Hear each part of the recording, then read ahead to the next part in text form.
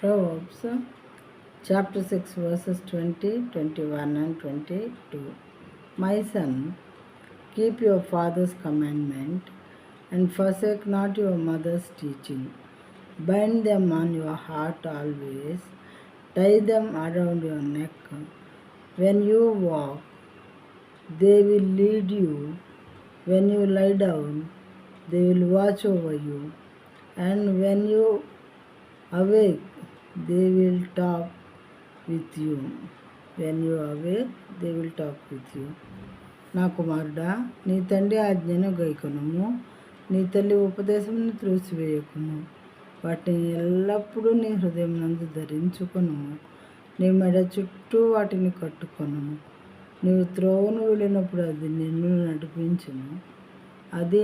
నడిపించును. నీవు పండుకొన్నప్పుడు అది నిన్ను కాపాడును. నీవు మేలుకొన్నప్పుడు అది నీతో ముచ్చటించును. అది ఏంటి? అది అంటే తల్లి లేదా తండ్రి చేసినటువంటి ఉపదేశం అన్నమాట. తల్లిదండ్రులు బిడ్డలకు ఉపదేశం చేస్తూ ఉంటారు, మంచిని నేర్పిస్తూ ఉంటారు. అయితే కొంతమంది బిడ్డలు వాటిని తృణీకరించేవారుగా, పట్టించుకునేవారుగా ఉంటారు. అలాంటి వారు తప్పకుండా చిక్కుల్లో పడిపోతారు అని వాక్యం చెప్తున్నది.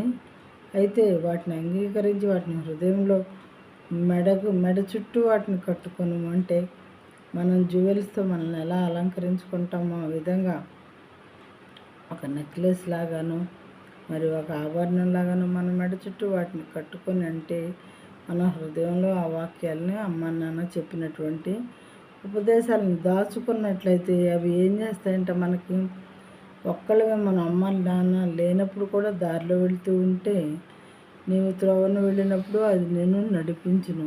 ఆ వాక్యాలు గుర్తొస్తూ ఉంటాయి.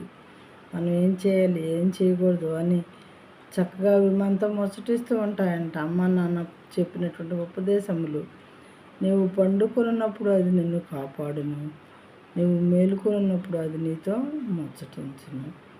ప్రతి విషయంలో కూడా అవి మనల్ని లీడ్ చేసేవి కానీ మంచి నేర్పించేవి కానీ ఉంటాయి. కాబట్టి తల్లి తండ్రి చేసేటటువంటి ఉపదేశము, దేవుడు తండ్రి స్థానంలో మనకున్నారు కాబట్టి ఆయన చేసేటటువంటి ఉపదేశము కూడా మరి మనుషులమైన మనము అంగీకరించి వాటిని హృదయంలో పెట్టుకొని ఆచరించేవారుగా ఉన్నట్లయితే మనకు మేలు జరుగుతుందని వాటి ద్వారా మనకు తెలియచున్నది.